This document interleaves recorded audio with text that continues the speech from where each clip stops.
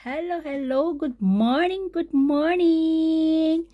Ipapakita ko sa inyo ngayon ang aking salary last month of May 2025, guys. Ayan. Ayan na ang aking sweldo, guys. Ayan. At saka, yan. Yan, ang aking sweldo, guys. Walang absent, guys. Tapos, ang sweldo ko ngayon last month, guys, is 23 kalapad at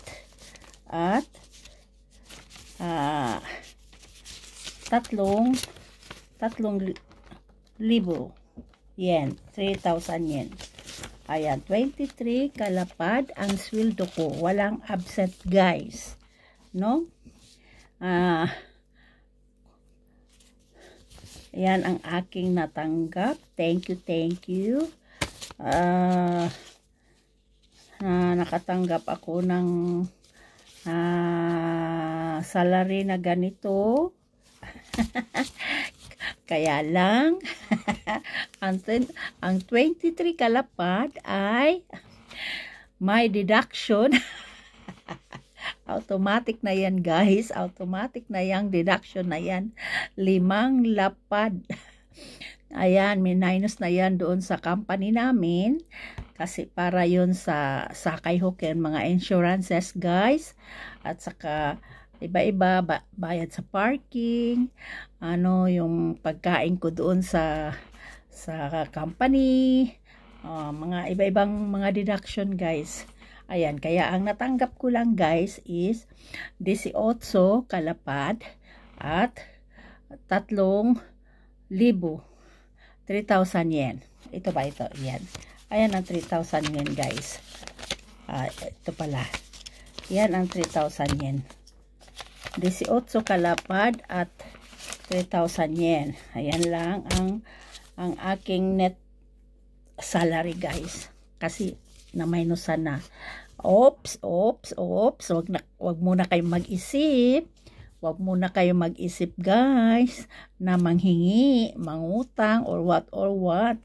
Kasi, itong pera na to ay pangbayad ng apartment, tubig, ilaw, gas, cellphone, wifi, parking, car insurance,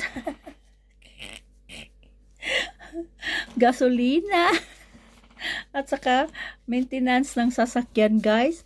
Titingnan natin kung magkano ang matitira or walang matitira ba. No? Ngayon, dahil wala ngang oras na si Inday, matutulog na ako, guys. Inaantok na ako. Sa susunod na video ko na lang ipaliwanag sa inyo at ipaalam sa inyo kung saan mapunta tong pera na to. Okay? Ang laki ng sweldo, guys. Malaki ang sweldo.